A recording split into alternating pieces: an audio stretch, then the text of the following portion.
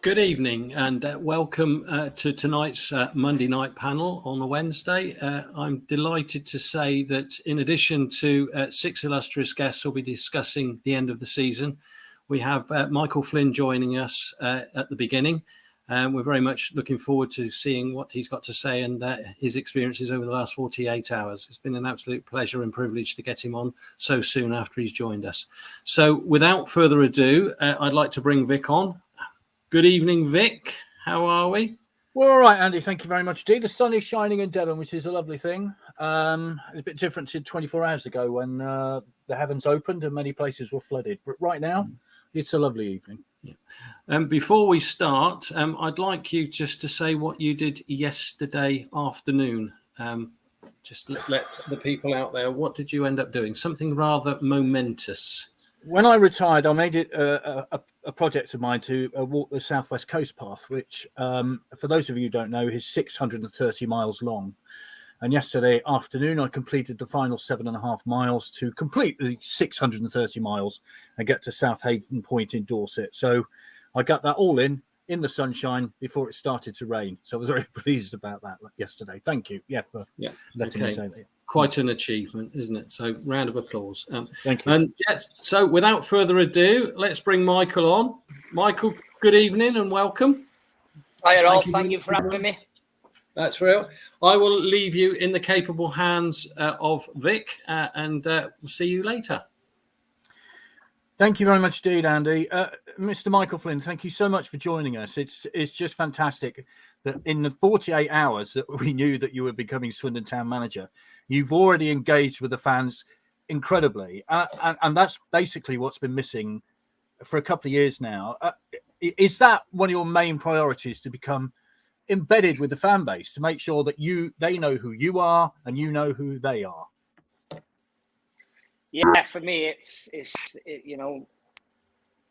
crucial because, like I said in my speech on halftime on Monday, without you fans, there are no clubs, especially down the lower end, the lower leagues. And I know Swindon is a big club down there, but Swindon still needs their supporters. And the more supporters we can engage with, the more new supporters we can attract, then that's only gonna, I'm gonna say, protect the longevity of the football club, because Swindon Town has been here a lot longer than I have, and it'll be here a lot longer than I will. So for me, keeping that going and improving it, and hopefully, giving the supporters, not just a togetherness, but something to really shape home about. That's a legacy, and that's something that I would love to leave here. You had a real connection with the Newport fans, didn't you? Because obviously you're a Newport boy, and that club's been through troubled times. That was a special relationship, wasn't it? Yeah, it was. Being from Newport myself, and like I said again, the Newport fans, or the area of Newport, Swindon, Walsall, they're hard-working town, cities now. Newport is, of course, but it's always been a town, and I'll always say town because that's how I was brought up with it being. But the people want to feel wanted, they want to be respected, they respect you, and they thrive off hard work, because nothing's been given to any of them or any of us on a plate, and we've had to work mightily hard to get what we want and where we want to be. You've got the lovely luxury, really, of being in post for about 2 to 3 months without games. And I think most Swindon fans, if you'd asked them last week what they want, is a manager in place soon so you can get your squad sorted, a pre-season sorted. It's almost an ideal situation for you, isn't it? Yeah, it is. Obviously, providing we get the targets we want in. But I know that Clem will be working hard to support me with that. He's been fantastic since I've spoken to him, and he wants the good days back as well. So, he might be thousands of miles away, but he's got Swindon Town at heart, which is obviously, it's crucial for an owner to have that. So, look, for me, I think I'm going to revert back to what you just said then about you completing your long walk. Good things do take time. And I'm glad now I have got this period over the summer to try and implement how we want to play. I'm not going to change things drastically. We want to play football, but not. It's more the mentality of the players, and like I said, the ones we bring in have got to be of the right mentality, whether they be 20 or they're 32, whatever age. For example, I want them to teach and encourage the younger players to be better professionals, better people, and to really embrace Swindon Town. Well, I've got lots of messages coming in already. You'll be delighted to know. This is from Mark. Good luck, Mike. The Swindon fans are right behind you. Can't wait for next season to start. Terry says, can you get Scott Twine back? I think that ship might have sailed a little bit, but maybe we'll ask you about your relationship with Scott Twine in a little while, because it was quite good. I mean, boy, did you develop it. Richard says, can we sign Cole Stockton? Philip says, welcome Michael and Wayne, a great Swindon lad. Craig says, welcome to Michael Flynn. This is a great club that means a great deal to us. And we're all sure that you understand that. As you're already saying it, you obviously do. Wow, what a season. Can't wait for the next one. Now, though, come on, you Reds. That's from Malcolm. I mean, I think you're getting the message here. And I think you got the message on Monday, didn't you, when you walked out at half-time? Excellent speech, by the way. I mean, really top draw. But the reaction you got was magnificent, wasn't it? Well, the only thing I can say is you could tell the speech was from my heart because I didn't have time to plan it. I felt the energy. And like I said, I felt the energy at Swindon Town when I've played there as a player, and when I've come there with Walsall and with Newport. I felt it at Newport and I felt it at Walsall as well, because if I'm going to do anything, I'm going to put my heart and soul into it and give 100%.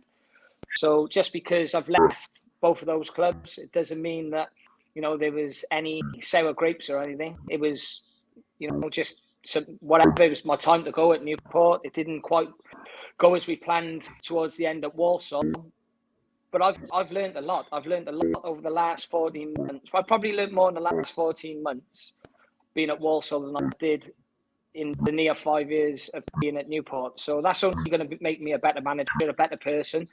And I'll look in the mirror and I'll see what I need to improve, and I'll make sure I improve in those areas. Yeah, sometimes you learn more from adversity than you do from the other side of it, don't you? Which is, lesson in life, I guess, really.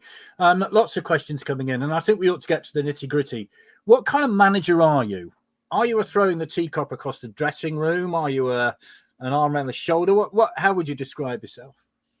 No, I'll be straight. I'm not going to sugarcoat anything to the players. I'll set my expectations of, their work rate, their togetherness, their application during training, and their respect they need to have for each other, the supporters and the staff. Because, like I said, the club is the biggest thing here. It's not Michael Flynn. It's not Clem or the chairman. And he has told me to call him Clem, by the way, so I'll make that clear. It's not me being permissive, but I want them to give you what you deserve, and that's a team to be proud in. Win, lose or draw, we've got to show that we are giving our all for the Swindon Town badge. And look, I can handle losing if that happens, but I tell you what, it makes the wins even better. What style of football are you going to play? Because There is an impression that Newport used to play long ball football. Now, there's nothing wrong with long ball football. It can be successful, but of course you could play other styles of football. So how would you describe what you're going to play next season? Well, I'm lucky to come into a squad which is technically gifted. Now, that don't mean that I won't be working on, set plays, because set plays were one of the areas which let Swindon down last season. So set plays we will work on, but in both boxes. But me and Wayne, we like to play football. And the last 2 years at Newport, where we were able to get to the point where, right, this is what we're going to do. We changed Matty Dolan, for example, who was a centre midfielder. We changed into the middle of a three at the back because we wanted to play out from the back. He was the best at coming out with the ball. But then we had the likes of he would give it to Josh Sheehan. Josh Sheehan was exceptional at this level. He's played for Wales. And Scott Twine was the link. We had Scott Twine in the 10. So we had those players to be able to play through the thirds. Now, at first, when I went to Newport, we didn't have that. So you've got to adapt to the players, and especially with the situation we were in, where we were nearly going down. We had to make most of what we had. And also whilst at Newport, the pitch would go very early. But now it is the best pitch in the league now, because of the investment that has gone into it. So there's factors, but I play to win football matches. I'm not interested in just passing across the back for the sake of it. There's got to be a purpose, whether it is to move the opposition, play through the third, or to get a cross or a shot off. That's what I want to do. And we started like that at Walsall, and then look, we lost a bit of confidence, and we did go longer. I've got I'm not going to hide anything from that. We did, but we thought that was the right thing at the time. That's what we thought. But no, Swindon Town like to play football, and I want to play football. Yeah, I was going to mention the pitch, but you've already done it. I mean, I didn't help, to be fair, did it? Because of the rugby that was played on it as well. So yes, you brought that up, so that's fine. Loads of comments coming in. Kerry says, hello, we sat in the row in front of you on Monday and love that your whole family were just as excited. Let's have a look. There's loads more. Hi, this is from Derek Elston. Now, he's a long-standing fan. He lives in Northampton, never misses a game. Hi, Michael. You stated in your speech that if players don't want to play for the club, they can go. But if they are on contract, that won't be easy. Can we afford to have players at the club that won't leave? So where are we at with players then? I mean, obviously a retain list hasn't come out yet. How much input have you got into that? And have you already formulated in your mind in the, few days that you knew you were going to get this job, who you want to keep and who you don't want to keep? Yeah, like I said, it's still early days, and I haven't even got around to speaking to all the players yet. I've spoken to a few. I've just been, yesterday I went to the cup final game at the county ground. I wanted to see the youngsters as well to show that I'm interested in that. And look, the retain and release list will be, soon enough. And I wanted to speak to the staff that are already there as well. So it's not just right, you need to come in and put a sledgehammer down. I wanted to get their opinions, their thoughts, the reasoning why. So I want educated choices to be made, not just right, I'm here now, I'm the boss, it's my way or the highway. It's not about that. Like I said, it's about the whole club, and I want to get that feel and have a chance to speak to the players individually. There are reports that Luke Jeffcott won't be. You won't take an option up on him. Is that fair, or are you going to still talk to Luke Jeffcott? Because obviously his loan spell is up now. I'm not going to rule anybody out, and there's certain things I'll be cagey on here without having the right thought process. So I'm not going to commit to anyone or rule anybody out, because you never know. Scott Twine might become available because they got to the Premier League, for example, and we might want to bring him. But I doubt it very much, of course. But you get the gist of what I'm saying. Yeah. You'd be knighted if you brought him back. I think you'd be. I mean, Charlie Austin obviously is one. Johnny Williams, his contract is up. Obviously with the Welsh connection. Wayne's, I think, in the coaching setup for Wales, isn't he? So, would that help if you were trying to persuade him back? And Charlie, what about Charlie? Can you say if there's any talk going on with him? Yeah, Charlie and Johnny, I'll be speaking to them in the next day or two, and to see where they're at. Look, once they're out the contract, they've got the right to speak to other clubs as well. Their agents will be doing it. But look, I'm hoping I can convince one or two that we want to stay, because, like I said, if that's the case, then we've not only got good players, we've got players who are here for the right reasons, and that would be music to my ears. Yeah, and what about backroom staff? Obviously, you brought Wayne in, Steve Milner-Hall and Gav Gunning. Are they both staying at the club? Again, there haven't been too many discussions on that. I brought Wayne in, but like I said, I'm not here to to rip the heart out of, you know, what at times was going well for Swindon this season. So I want to have a chance to sit down with them as well. I seen Steve last night. I had a good chat with Steve. He's somebody I've known a long time, and Wayne knows him as well. So I've managed to speak to Steve. Liam McCracken again is the analysis. So I managed to see Liam yesterday. So, you know, I'm getting around, and you know, slowly catches monkeys, as they say. But, you know, there'll be educated decisions made from it, and made for the right reason. So, yeah, that's where we're at the minute. And I guess, of course, you've got to put a pre-season program into place as well, haven't you, in terms of games and all that kind of thing? Well, fortunately, you know, some of the games have been penciled in and agreed. So I'm probably going to get off this phone call when I finish with you and get on with Bailey just to confirm a lot of that. But in terms of when we're back and what we do in pre-season, you know, one thing we've always had, myself and Wayne, we've always had a fit team who, you know, they've lasted and scored goals late on. So we know, and we've also reduced muscle injuries through that, which is very important. So yeah, we know what we're doing in that respect. It's just one or two things now that we've got to finalise, but I'm sure in due course that will be out as well. So you supporters can plan your trips and look forward to the first pre-season games for have you got one that you can tell us is definitely on, or can you not yet confirm any of them?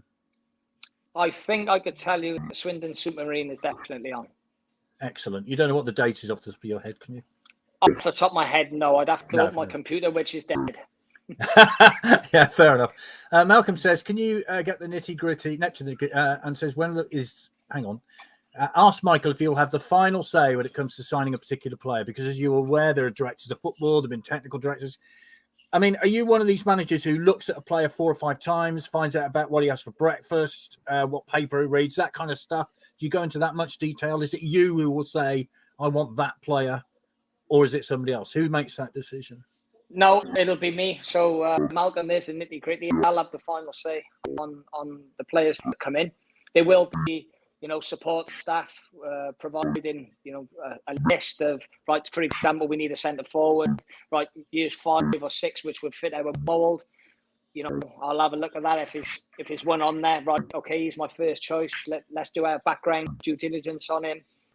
Make sure he's a right fit for the club. Now, you can't always get that right, because sometimes players, for example, I've had players that have gone through, you know, separations, they've had illnesses, they've had addictions. You know, I've played with players like that, and you can't always legislate for that. But as long as you make the decisions for the right reasons and as to the best of our knowledge, then it will cut down mistakes. Now, we've got a fans forum a week today at the Legends Lounge. Are you going to be able to attend that? I'm just trying to sort out if I can get there. I know I've got to speak to Rob Angus. If I can be there, I will be there, myself and Wayne. But I will try and let you know within the next day or two. Lovely. Well, I'll be the MC for that, so I'll hopefully meet you in person that evening. I very much look forward to that. And I'm really grateful, because I know you're very busy, so we're going to let you go in a second and get some lunch, or dinner rather, because I can hear plates rattling in the background. You see, my hearing's not that bad, and you got those friendlies. That's my wife. She's just prepared our dinner. My boy, the youngest one in here at the minute, he's still football training, but Edward's starting to get involved and say hello. But he's been very quiet.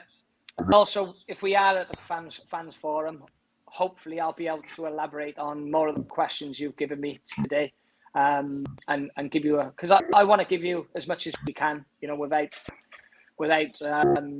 jeopardizing anything within the club. But I'll always try and be straight and keep you up to date. Well, it's fantastic to have you on. Thank you very much indeed, and we appreciate it very much. And hopefully we can have you regularly on during the season, not every week. We won't put that much pressure on, but we'd love to talk to you and Wayne throughout the course of the season. That'd be fantastic if that's okay. Well, yeah, it's fine.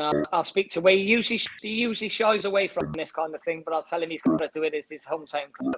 Well, I was going to say he's from Hayden Wick, isn't he? He should be all right, shouldn't he? We'll look after him. Don't worry. Yeah, exactly. So, he just as excited as me as well to get going, and it's going to be a little bit personal for him as well, because if we did succeed here, I know it would mean more than anything anything else he's done in his career, because he does love Swindon Town.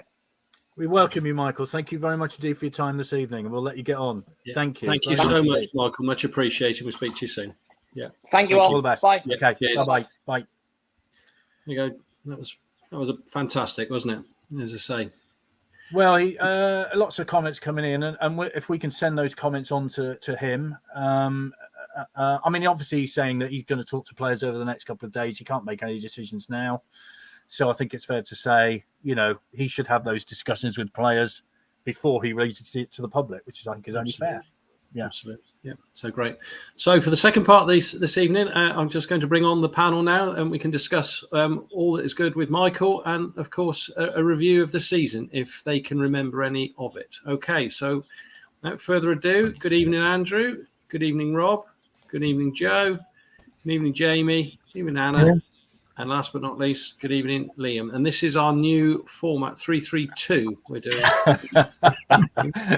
He wasn't too impressed with the formation to begin with, so maybe we could impress him. By the way, I've got a tweet here which says, watching Swindon Red on the SDFC Club Monday night panel on Wednesday, bit baffled why Chris Kyle has grown a beard. So we should explain that Chris is having a well-earned break. So that's yes, indeed. Yes, indeed. The professionals will be back very shortly. Okay, I'll leave you, ladies and gentlemen, to it, and see you later. Thank you very much indeed. Welcome all. It's great to have you along. We're going to talk about a season which was, how can we put this, disappointing, I think it's fair to say. A roller coaster with not many ups and downs, but lots of flat bits. I know you've had dealings with him already, Andrew, but how do you find Michael Flynn? I mean, my goodness, what a lovely thing to have an open manager who wants to talk to the supporters, for goodness sake.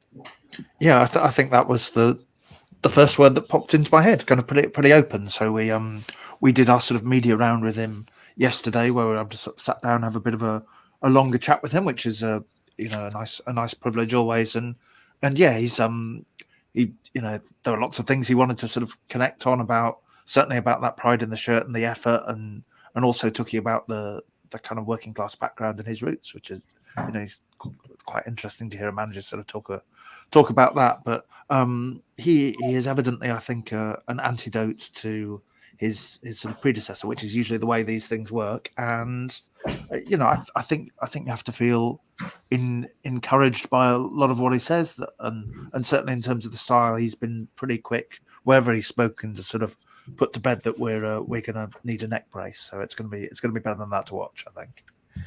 Rob, I mean, you wanted an appointment quickly. You've got an appointment quickly. He's going to be able to do all the work over the course of the summer. How pleased are you about that? Delighted. I mean, I've gone on record as saying David Arteta would have been my first choice. He still probably would have been, but I'm absolutely over the moon to hear the words that are coming out of Michael Flynn's mouth. I have to say, it's music to our ears. We knew we needed experience at this level. We needed a manager who knows the players at this level. But most of all, we need somebody who's going to get down in the trenches and fight for you, because doesn't feel like we've had that for the last few years. And he talked from the heart. You could see that was Michael Flynn just being as open as he could possibly be. And no fan can want for more than that. If your manager is going to be open and honest with you, then at least whether you agree with him or whether you disagree with him, you at least know that he's coming from the same place that you would want it to come from as well. So I'm really encouraged by what I've heard in the last 48 hours, and all power to his elbow. Joe, you wanted somebody who came in who was in control of the playing side, and it wasn't going to be a technical director or anything like that. I mean, how are you feeling? I mean, I asked him whether he's a manager who goes out and sort of finds out what paper he reads, what biscuits he eats, that kind of thing, because that was a lot of old, if I might say this, fashion managers did. They did their due diligence, which very much sounds like he's going to do that. Yeah, no, definitely. And I mean, the fact that we've heard from him twice in 3 days is more than we've heard from the last 3 managers, I think, in however long that was. So I think he wouldn't have been my first choice for no particular reason. There were other managers that I probably would have preferred, but I must admit, I came after half time on Monday. Is sort of the talk he gave on the pitch was just great, really, and it just made me sort of feel a lot more quite comfortable with the appointment at that point. And yeah, I'm looking forward to it. It'll be nice to have a summer where we know we've got a manager in place and has got time to build, you know, team around the team we've already got and not be wondering what on earth's going on like we've had for the last 2 years. So yeah, looking forward to the new season. Well, let's be honest, he's not going to get any booing for results in the next 3 months, so he's okay with that. Can't be much worse than this season either, can it? So he's starting at a good point. Pretty low bar. Right. Andrew, I've got a request here. It's from Sheena. Could you please ask Andrew to tip his hat off for me? He said he would. It's our best chance. Okay. There we go. We can do that. Put it back on again quickly. Right. Jamie, I mean, I don't know about you, but I got a tingle at halftime listening to him talk, and I'm kind of getting that again. And I don't know, there's a connection there between him and the fans already, isn't there? Which is, it's difficult to quantify that. It's difficult to put that in a bottle and sell it, isn't it? I think it was interesting that he said that he didn't really repair it and he spoke from the heart, because it came across like that. I think it was very easy. Let's face it, we desperately needed him to say something, didn't we? Because it needed to end the season on some kind of positive. I think he benefited from two goals before half time. That definitely improved the atmosphere, didn't it? He came out to, but I don't think you can ask for much more. I think the encouragement for me hearing him just now as well is he's been at clubs at our level or below where community is important. And I think that's been lacking, certainly with the last manager, is to understand that actually is fundamental to the club. So speaking for him to want to get involved in the crowd, want to get involved and understand what the community is, I think is the connection we've been missing. And like the others have said, doing it now is the biggest positive for me, because if we'd been 6 weeks, 8 weeks further into the close season, I think we'd all start to get a bit nervous. Hopefully people can give him time to start to put plans in place. And it'd be nice to have a less dramatic close season, wouldn't it? Sheena's very pleased, by the way, Andrew, with your hat display. So there we are. Anna, I mean, it is great. And I think the thing is, we were all desperate for this saga not to drag on and on and on. It hasn't. He's got 3 months now to get his side sorted out, get signings in. What are your impressions? Do you know what? The thing that pleased me most with what Michael has just said is that he said he would give 100%. How many people say they're going to give 110%, which is impossible, by the way. So the fact that he's going to give 100% is fantastic. And you could argue that he was the type of manager we should have brought in, arguably before Lindsay, but definitely before Morris. A real people person. So the connection that he's already made with the fans, as we've referenced, is something we haven't had for a long time, and it's very genuine. So I like that very much. And the fact that he's got that experience, and that, never really liked going to Newport when he was in charge. You always felt that you were going to get a bit stashed maybe at set pieces. So hopefully he'll bring that to the county ground. And so yeah, overall, I think a really good appointment. I couldn't have wished for a better one, in my view. Actually, the thing I wish I'd said to him, and Malcolm's brought this up, we actually might be travelling to stadiums from the Championship and an FA or League Cup run this season. Whatever the heck that is, who knows? But I should have mentioned Cup runs, because, of course, he's had some crackers. He's also got to the League Two playoffs twice, hasn't he? Narrowly beaten on both occasions with Newport. So, Liam, it augurs well, I think it's fair to say. Yeah, it does. What's it? Tranmere and Morecambe, wasn't it? The two playoffs they lost after extra time. Yeah. And he always gets to the third round of the Cup, which is great. A couple of things, really. In my job, every year we save a bit of money with vacancy savings. And the club's done that over the last year with nearly 3 months of saving on managers. So there's a bit of budget free for some players now, isn't there? And now Sandro's gone as well. So well done the club for getting on with it, because he's available, because he clearly wasn't available when we had previous vacancies. So I think that's really good. And I do recall Newport did play a bit of football at our ground. We never played it there. Yeah. Played it there. But when they came to us, they did pass it round a bit. And then they'd get a corner or a free kick, and then they'd take the lead, and then we'd never catch up with them, did we? They tend to beat us 2-0 or 2-1, didn't they? And he's going to work on set plays, is what he said earlier, didn't he? The squad is technically gifted. and I'm going to work on set plays I've just written down, which I think is excellent, because that's what we've needed. And we've got a bit of guts and guile as well, which no doubt we'll be talking about in the next hour or so. That'll be really good, Vic. Really good. And you mentioned the pitch. I was going to bring it up, but I mean, it was horrendous, wasn't it? I mean, you know, at times it was literally the player field. So I've been there for rugby, Vic. It's a great ground for rugby. Yeah, it is. Yeah, but it is. Yeah. This is from Aria. Honestly, if his first signing is old enough to have reached puberty, it'll be a vast improvement on recent recruitment.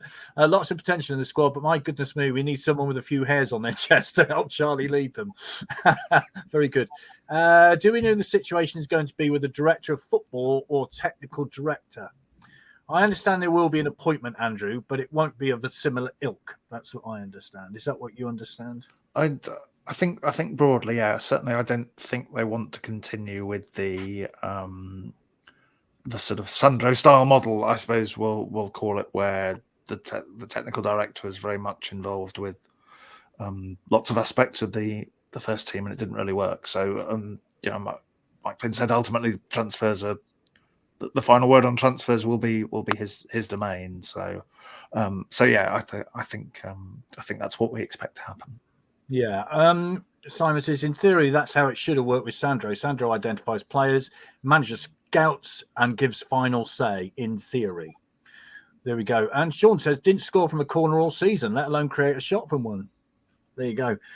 Honestly, I can't remember any of it. So it's been that sort of season. Right, let's get on to it then. Sum it up, Andrew. From your point of view, how's it been? I think the two words are wasted opportunity, aren't they, really? When you look at some of the quality of the division, I certainly didn't feel as good as, say, 1920, for example, when Richie Wellens was in charge. So it's just been a bit of a pig's ear from start to finish, really, hasn't it? Appointments, recruitment. It's just been desperately, it's kind of flat, and it's sort of lost all the goodwill from last season very quickly, which is a shame, and that's one of the challenges, isn't it, for Mike Flynn? He's clearly doing a good job already to try and rebuild that. So yeah, I mean, I'm trying to think who would you give more than like 5 or 6 out of 10 at best? I'm not sure. I'm not sure there's many candidates, are there? I know you and Rob did the commentary at Tranmere, and the highlight of that, of course, was the flash of lightning towards the end, which is in the 93rd minute, I think. So that sums up that game pretty accurately, Rob, doesn't it? I mean, that sums up a lot of the season, to be fair. Yeah, I've had more sleep this season than I've had in most seasons, Vic. I have to say, I've never been so bored for most of the games I've watched. It's been criminal to some extent, I have to say, to turn around a team from last season that gave us so much optimism, albeit never got over the finishing line, to then suddenly see the drudgery of Gillingham away and Tranmere away, and this list is endless. I can keep Colchester going on. away. Colchester away, yeah. I mean, there's been some. Let's not dwell on all the negatives. There has been some really positive results and some really positive displays, but they've not been often enough, and they've been interspersed with some real drudgery, I have to say, and it's been turgid to watch at times. And when you get games like that, it's just like Andrew's just said, it takes the goodwill away that they built up from what was a special season the season before last, because obviously we were coming off such a negativity from the previous close season. We thought we might not have a club. All things like that were going through everybody's heads. And then all of a sudden we put together a team that really looked like they were more than capable of getting out of the division. Didn't quite get over the line. And since that happened, it feels like we've just gone backwards. So we needed to take a stock check. We needed to make sure that everything is right and in place for this season. And that's what makes the appointment so early and before the end of this season so important. Because even if Michael Flynn gets it wrong, at least this time off the pitch, we can actually say they've made a decision early. They hopefully will give him the funds to back him to make the choices that he wants. If they fails, well, the buck stops with one man, doesn't it? Rather than actually trying to do this smoke and mirrors. Is it the director of football? Is it the chairman? Is there something wrong in the dressing room? Which has all been said over the course of the last few weeks. I'm just pleased this has come to the end. We've come to the end of this season, this wretched season. Let's get on to something better next season. Yeah, comments coming in, of course. Ian says Flynn is giving off Wellens type vibes for me. We've had some dreadful appointments in Lindsay, Sheridan, Morris, and even Garner lack that connection with the fan base, which is certainly true. Vic, if you're going to get people to sum up the season in a couple of words, you might need a reminder that this is a family show. Fair enough. And Rob says it was a disappointing season, but despite that, the crowds held up home and away. I mean, that's true, Joe, isn't it? I mean, it is, yeah. 10,500 on Monday is bonkers for a nothing game. I know. I don't know whether people kept thinking it was going to get better and kept sort of going. I mean, obviously, the season ticket holders, we had a reasonable, a good amount of season ticket holders. But I have to say, I mean, over the Mansfield period where we went on that really awful run, I did miss a couple of games on the trot at home, which I've never done as a season ticket holder. And the first one was because I genuinely couldn't make it, but then I genuinely just did not want to go. And I've never felt like that, but I just felt so disconnected from the club and with everything that was going on. And I know there were a lot of people that felt the same, because I know a number of other season ticket holders who sort of felt the same. And it was it was just horrible feeling like that, to be perfectly honest. But I think, as Andrew said, it started badly. The whole fiasco over appointing Lindsay that took so long, and then that was just a bit of a disappointment. And it just went downhill really from there, didn't it? Let's be honest. Poor transfer windows, the whole sort of data model which wasn't working. But it looks like the board have recognised that and have obviously done something about it this time. And hopefully now we can just sort of put it behind us and get moving on to next season. And like everyone said, let Michael Flynn pick the players and get the players in and do a proper role. So it's been a rubbish season. I mean, normally you can think of a load of games that were absolutely brilliant, and I'm really struggling, to be perfectly honest, to say, oh yeah, that was a really great game and I came away from that feeling, ecstatic, but it is what it is. Yeah, Jamie, often we've discussed on the bus and things like that of games that we're going off to play Rochdale. What was the home game like? And we can't remember it. I mean, it's been that sort of season. I mean, in a way, and we've said many times, this season is the one we should have had last season, isn't it? The two seasons got kind of mixed up, really, somehow.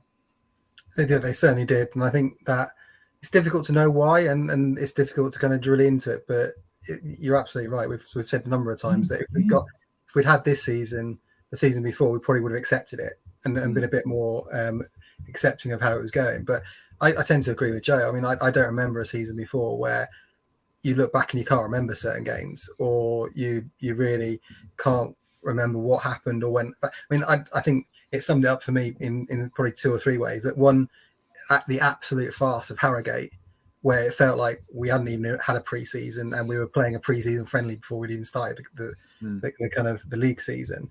And then I think that the fact that we probably came back from our last away game and our season review was based on what was the best fish and chip shop or what was the best food in the away grounds. And that was more memorable than the games themselves. And that probably summed up the quality of the season. But I think one of the things that I picked out from what Michael said, which I think was quite encouraging, I think we've all said throughout the season that there just hasn't been the fitness level. And there certainly hasn't been game management towards the end. How many games we've lost near the end, how we've failed to do what we said we need to do, even if it's stayed by the corner flag for the last 5 minutes, which we've just never seemed capable of thinking about doing. And Michael's comment of he's always had a fit team and that's what he needs to work on is probably the biggest plus out of what he said for me. Yeah, game management has been a real letdown, hasn't it? I mean, Stockport food, magnificent with the pie and the gravy and the mash. Leighton Orient with the pie, mash and liquor as well. Very good. So those two sort of stand out for me. That's it really, Anna, isn't it? It's that kind of year. Yeah, I mean, there's so many forgettable games interspersed with, one or two really excellent performances, like the away game at Mansfield I was thinking of. And I remember coming away from that game and reading comments from the Mansfield supporters saying that, we were the best team that they'd seen so far this season. Yeah. And they must have looked at us afterwards and gone, what the hell is going on down there? Because we just went from, we went from that hero to zero in a very short space of time. Well, in 7 days, if you think about it. We went from Mansfield to Stockport, didn't we?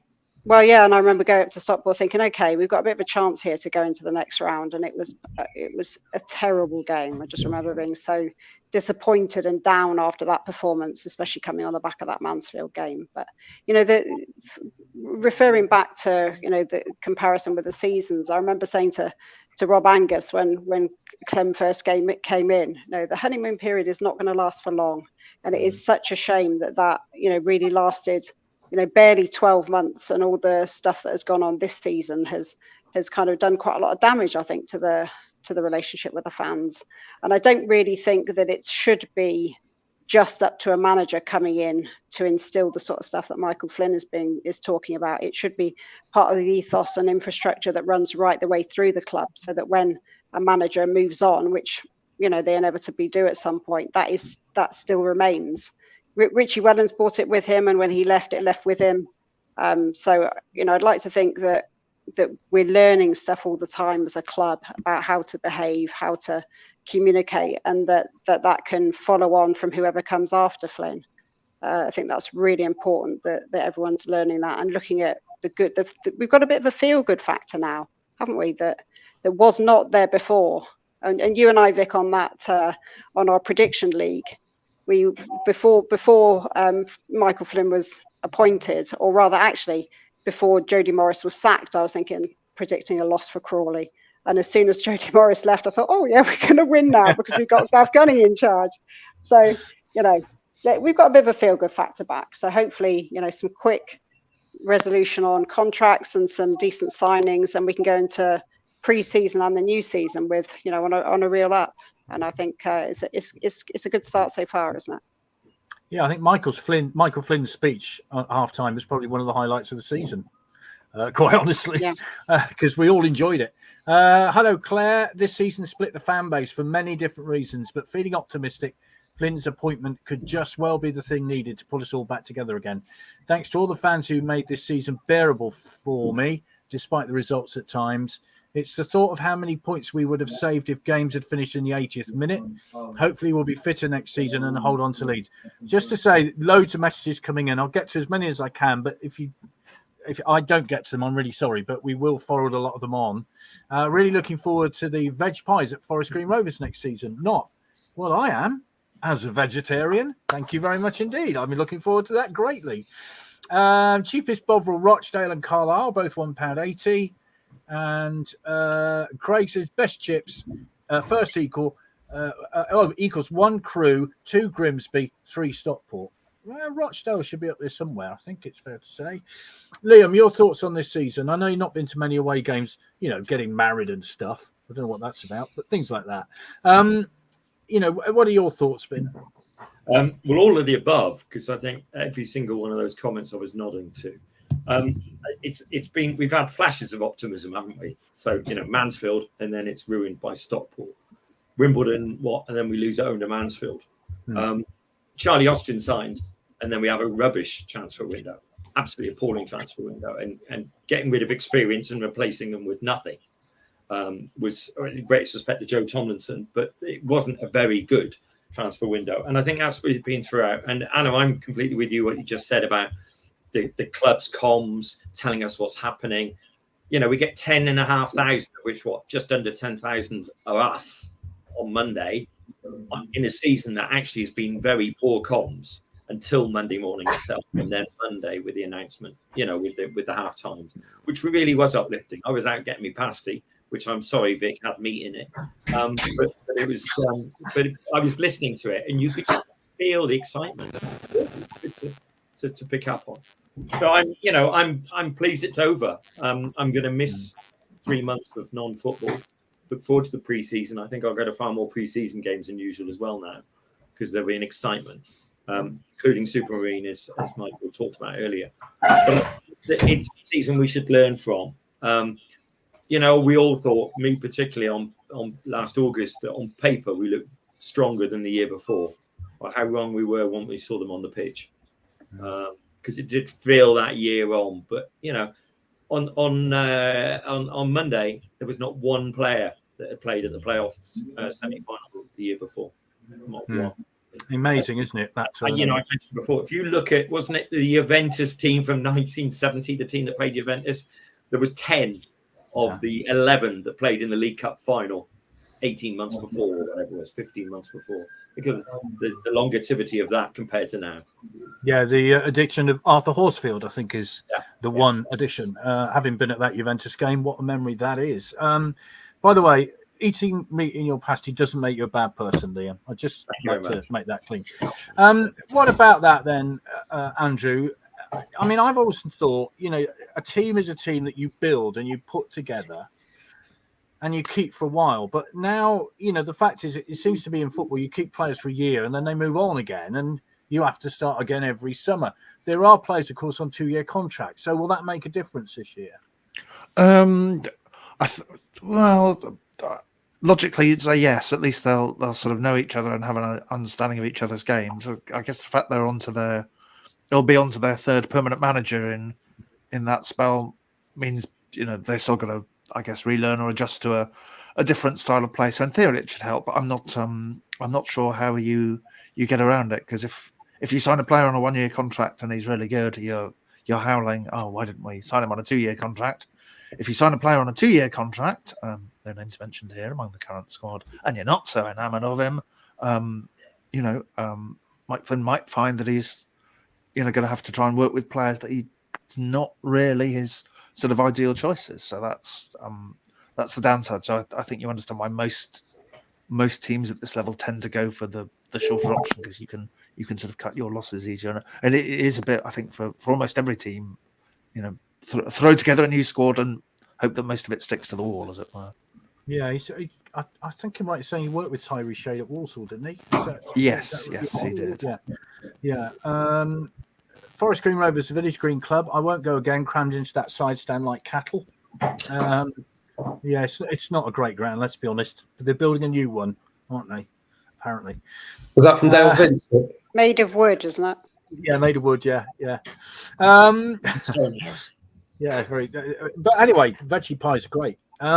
So Rob, I've had a question here. What would be success next season? I think we're going to almost quickly draw a line over last season, because most of us just want to forget it as quickly as possible. And the highlights are so few and far between. We're talking about the best chips, for goodness sake. Benny's It Crew. Sorry, I've got to get that one in. Yeah, it was good. I mean, it all sort of started with that awful game at Harrogate when, we all turned up with a great degree of optimism. I think you were at the Commonwealth Games, weren't you? And you came back and you had to change your Commonwealth Games shirt to your Swindon shirt, and it was a disaster. So you should have stayed with the Commonwealth Games shirt, to be honest. And then it was just, their food was good. I'll give Harrogate a mention. Their pies were decent, the veggie pies. So I think it's fair to say, can we just draw a line over this season and just move on? Is that fair to say? Yeah, we've got to, but we've got to remember what went wrong to make sure that what we do next season is not replicated ever again. And that's the one and only thing I want to take from this season. I think there has been some moments which we'll always remember. That Mansfield game we've spoken about, the Grimsby game at home was fantastic. Yeah, well, that's been mentioned.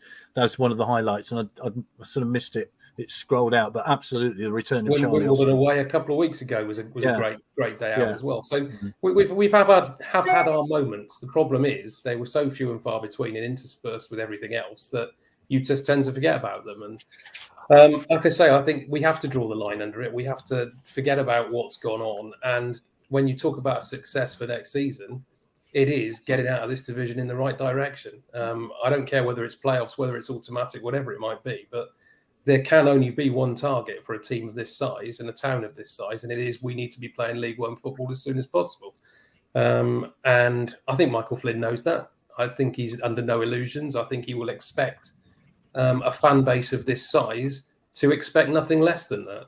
So I think he is under no illusions that there will be high expectations from us as supporters. We'll give him, we'll cut him some slack if he carries on operated in the method that he has so far. Clear communication, vital for everybody to be able to buy into everything that he says.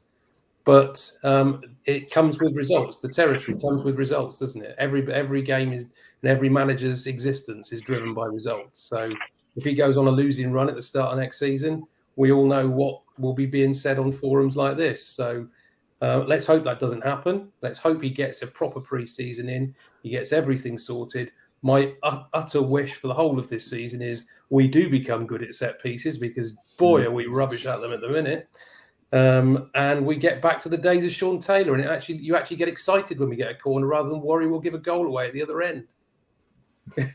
Yeah, fair enough. I mean, what you want to see is a good thumping header from a centre back, isn't it? Absolutely. It's just such a great moment. Steve says home form's been rubbish. Michael had a good home record at Walsall, despite all the other poor results. Hopefully turns SN1 into a fortress. We've heard that a lot, haven't we? I really hope that Gav and Mildy are part of this plan, says Glenn. I'm no doubt we'll find out more about that in the next couple of days. He did mention Scott Twine, Joe. I mean, I'm just looking at see if there are any pigs flying in the sky. I can't see any. I mean, and somebody's just mentioned McCurdy back again, perhaps. I mean, I don't know. Scott Twine, surely that's no chance of that. We couldn't afford him, could we? He's not going to drop back down now, is he? I mean, he's even if he doesn't get to play in the Premiership with Burnley, which I imagine he probably will. Sorry, that dog's putting his view in about Scott Twine, I think, to be fair. He'd go out on loan to a Championship club or something, wouldn't he? I would imagine, or definitely not down to League Two. I think the good thing about Michael Flynn, though, is he's obviously going to have quite a lot of contacts, isn't he? He's played with a lot of players in the lower league previously. He's going to know who's good and who's not and who's about.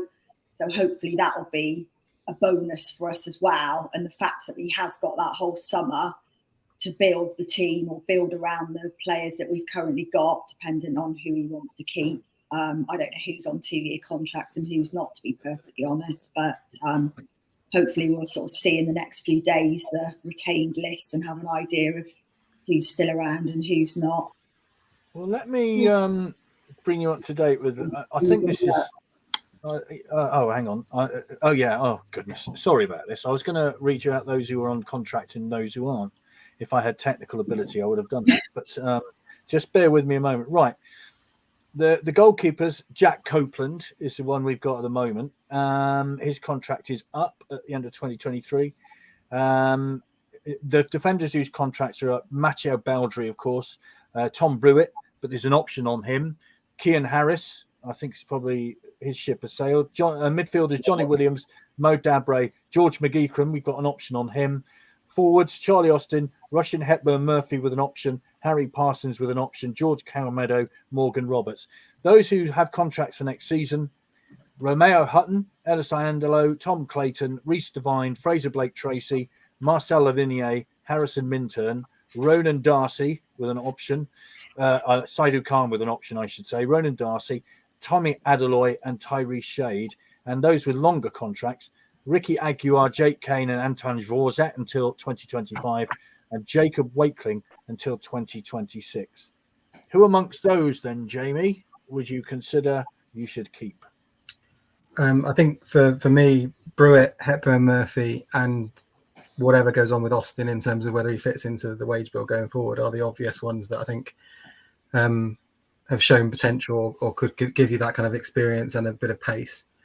I think your kind of steady eddies in terms of the squad, in terms of Clayton and Blake Tracy, and I think Minturn's definitely got the potential there. But that experience of a centre back, that experience of a central midfielder, I think are absolutely critical. I think your Harrises, your Darby, Shea, Darcy, I think all of those, have they showed they're good enough for what we need? And I think that's where, for me, Flint has his options to play with, is that kind of midfield and that centre forward areas and a couple of centre backs. But I think you've got a nucleus of a good young team, as he's probably said. It's have we got that spine of experience to run alongside it, and the physicality. I think we've seen how many times this season have we seen we just haven't got the physicality, and hopefully that's where now having a manager who's been there, done it, probably knows our team better than we do from the sound of his analysis of what was wrong already. Having done it as a manager this year, looking at us against us, hopefully you can see some of those straight away. But I think hopefully it's not a total overhaul, because I think we've been there, done it, and then we end up 5 games into the season and we're still not sure who's playing with who. But I think it needs some it needs some important experience acquisitions. Yeah. And I think if you hark back to, you look at the teams that have gone up this year or in the playoffs, they've not totally changed the entire team, have they? They're built on previous season squads.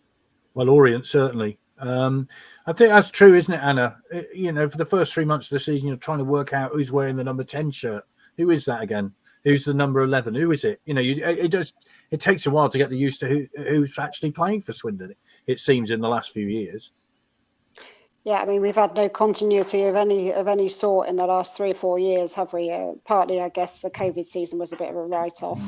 The relegation season was a bit of a write-off. This season's been a bit of a write-off. But still, I think Michael Flynn has recognised that there are some very good players at the club already, and you need to think about the continuity that they'll provide and bring in some experience to hang on to that. So I like the idea that Hepburn Murphy would stay. I think he provides us with a really good outlet in terms of that bit of turn of pace.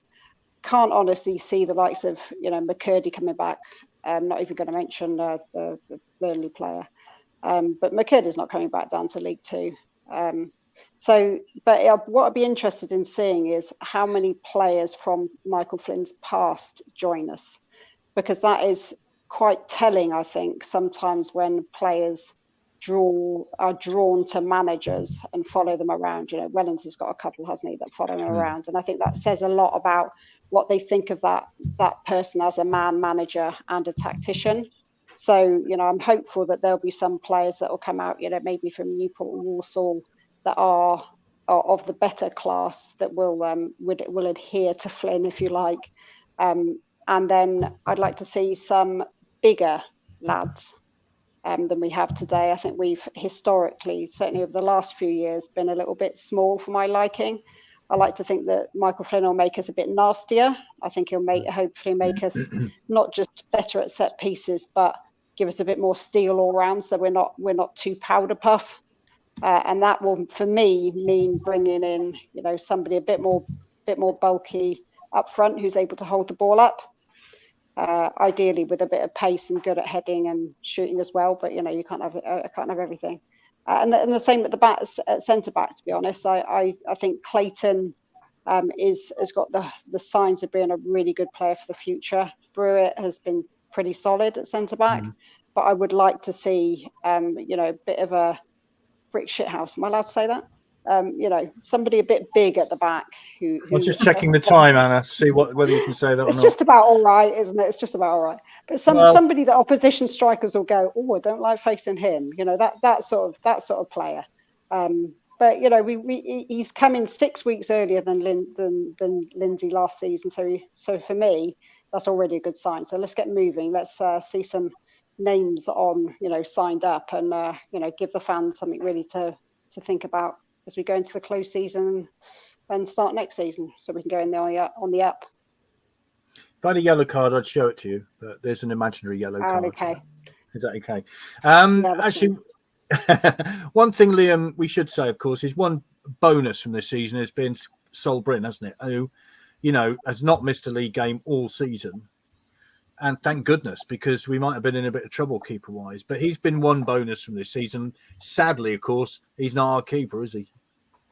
So Middlesbrough goes up to the Premiership, and he goes up a level as well, I guess. I guess, yeah. It'd be great to have him back next season. I think he's really developed. He's not the finished article either. He needs a good, solid back four, back five in front of him. But he has been. We do need a keeper. I think that's part of the spine. Everyone talks about Lewis Ward. It depends on what style Michael Flynn wants, because the whole point with the issues have always been with Ward about whether he can distribute it, whether he can play as that new style sweeper goalkeeper that we have, because he's actually a very good shot stopper. And you remember how good he was at stopping penalties over the last couple of years. Very good indeed. Nobody's mentioned McEachran yet. And I just wonder, he's lightweight, but he's also very skillful. Now is going to be the test about whether he's loyal to Morris or whether it's also about whether that's what we want. I mentioned offline, Vic, didn't I, about Brandon Cooper? Yes. Now, he was on loan with us, and he was very good, and then he got injured at the end of the season. Big fella, and big unit, Welsh under 21, but he was with Michael Flynn at Newport, and he's been at Forest Green Vegans this season. So it'll be interesting to see whether he's available again on loan from Swansea or whether they've got other plans for him. But we do need, don't we? I'd like one more thing I need to add. Fraser Blake Tracy, he's a left back. Yeah. Emergency centre half, but we were a better team, a stronger team this season when he was left back. And I think he should be captain. Well, won 3 awards at last season's end of season dinner. Of course, we should say that Sol Brynner's, I think today, won the Football Club's Player of the Season. I think I'm right in saying that, in their online poll, in which Fraser Blake Tracy wasn't mentioned for some strange reason as one of the options. Rob says, I thought she said lighthouse, so you might have well got away with it, Anna. You're all right. Nobody's, although Nigel says, haha, yes, Anna. So maybe you did get away with it. Okay, let's finish off by saying what we expect then from next season. Andrew Hawes, man of experience, man who's suffered with the rest of us, man who's tried to put all this nonsense into words over the last 10 months, some of which I applaud you for even trying. There was a point at Tranmere where I think I did say make this stop, so we all have our limits. Well, you were saying that in unison with everybody in the away end. The only thing about Tranmere, I might say, is the cafe near the ground. That was excellent. I'm spotting a theme here, Vic. Yeah. It was marvellous. I have to say the chippy was shut, the cafe, fabulous. Right, so what are we expecting next season? What is your bottom line, would you say? I'm probably going to define it very loosely in that I still think it's quite a tricky job to work with the body of this squad and find another sort of 4 or 5 wins out of them, because I think quite a lot of them are still developing and they have their weaknesses. I hope, and hearing a bit from Michael Flynn, just expect to see some level of progress, a bit more balance in the squad, and a bit more kind of nous about the whole thing. So I think as long as you can get that next season, that sense that the curve is back upwards that you did in the latter part of Richie Wellens' first season, even though that team didn't quite make the playoffs, and to be fair, he blew it up pretty much afterwards, because he was that ruthless. So I'm hoping to see that, and if that leads us into playoffs, so much better. Again, most of the sides who've come down haven't really come down with a lot of points, and none of the sides that came down with a similar number of points have had a great impact afterwards. So there's hopefully an opportunity for top 7 there, but I'm slightly cautious about saying at least playoffs or putting that demand. I do think we might have to give Mike Flynn a bit of time just to sort through his inheritance. Fair enough. Malcolm says, can I just say what a goal by Kane on Monday? Reminded me of Andy Gurney's thumping free kick against Wigan. And Craig says, we'll settle for 3rd next season. Rob, I think I'd settle for 3rd quite happily, quite frankly, wouldn't you? Oh, absolutely. I'll take that now. Can we not play next season and just go straight into League One? No, it's. I think Andrew summed up in terms of where our expectations should be, but I'm gonna throw in my optimistic head like I normally do at this point in time, because we obviously don't know what players he's going to sign. We don't know whether they're going to all blend together. But I've heard enough in those 48 hours to make me think that manager is going to work with those players, and he is going to make sure that they run for the shirt, they run their heart out for that shirt, and they do everything that we as supporters would want them to do. Whether that's good enough to get us to where we want to be, time will tell. But I'm more optimistic with those words that I've heard today, that we're actually going to see a manager put a team out that want to play the way that we want to see them play, which I think has been completely different to what we've seen in the last 2 years. We've seen managers who wanted to play the pretty game, but not necessarily what the supporters want to watch. And I think next year we're going to see some football that we are going to enjoy. And I think from that perspective, I'm hugely optimistic for next year. Steve says, automatics, final of Pizza Cup and a giant kill in the FA Cup at Fortress SM1. That's quite a shopping list, isn't it? Joe, what are you expecting next? I mean, what are your bottom line expectation? What are you hoping for? Me, promotion. To be honest, I think if we don't at least get into the playoffs, it will be seen as a failure by a large proportion of the Swindon Town fans, because that'll be the third season, is it, in League Two?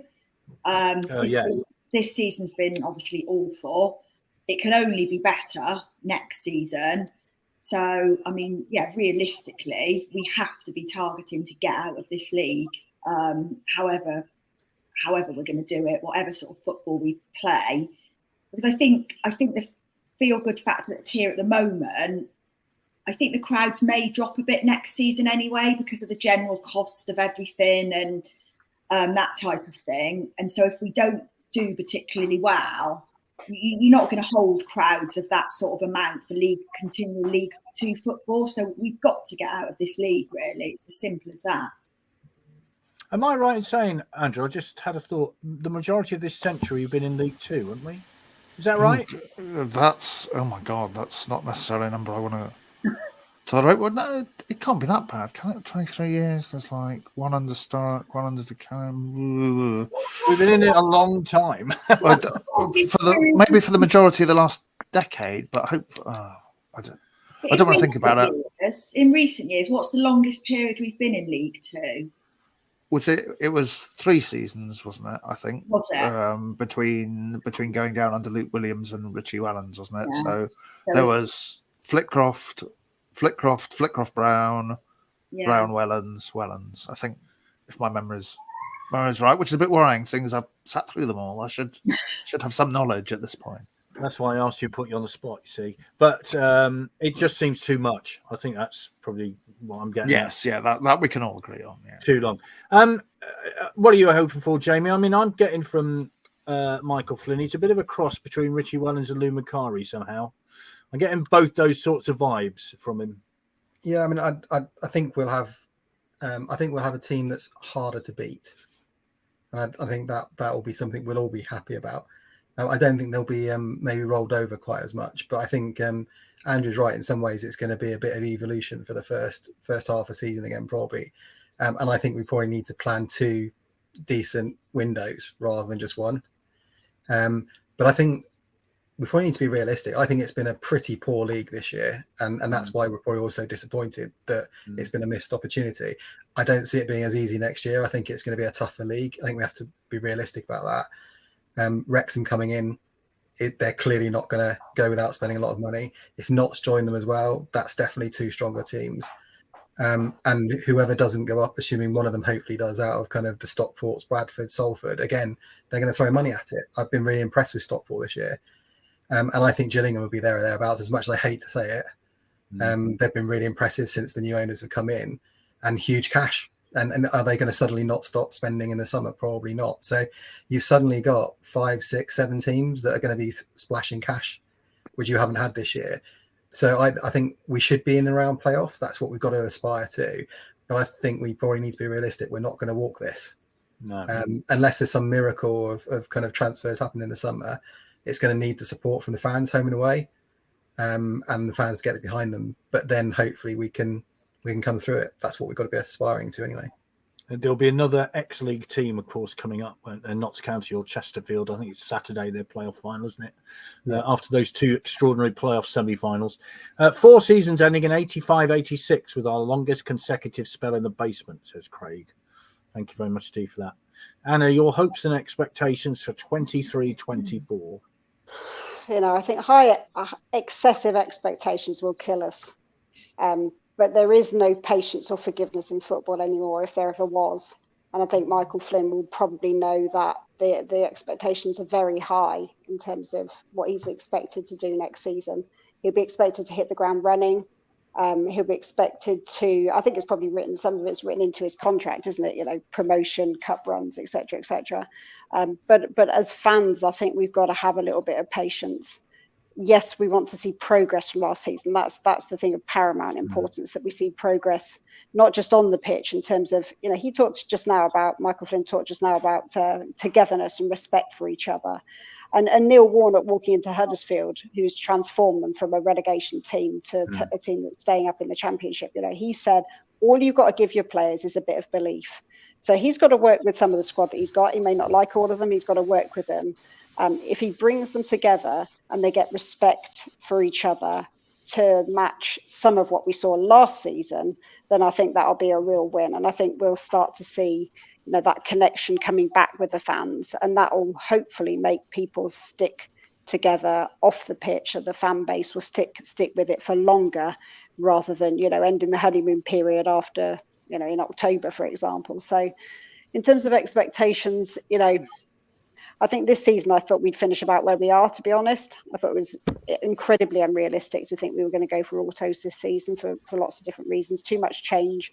And we're getting a lot of change now, aren't we? There's not no change. There's still a huge amount of change. So, if we tip the bottom of the playoffs, I'd be pretty, I wouldn't say be happy with that, because I want to get autos, right? I want to be champions. Yeah. But, realistically, with the amount of change we've got, if we hit the bottom of the playoffs, I think we'll be doing well. Derek says 11 seasons since 2000 in League Two. So there we are. That's almost a majority, isn't it? Where are we? 20? That's half, nearly, of this century in League Two. Thanks for that. Right. Thanks, Vic. I like to cheer you up on a Wednesday night. Wait to finish the season, Vic. Yeah, fabulous. I'll tell you what I'd like to see, Liam. My expectation would be a lot more respect on social media for people regarding football, because I think some of the stuff has been hateful, quite frankly. Yeah. And I have to say, some of the reaction to our former manager on Monday was quite hateful too. It's not, just don't do it. Why would you? Anyway, that's my little rant. Don't do it. Just think about it before you. Anyway, I agree. Back to football. Yes. I'd like to see us do a bit more dark arts, a bit like this room at the moment. Look how successful Stevenage were this year. At the beginning of the season, nobody thought Stevenage would actually go up automatically.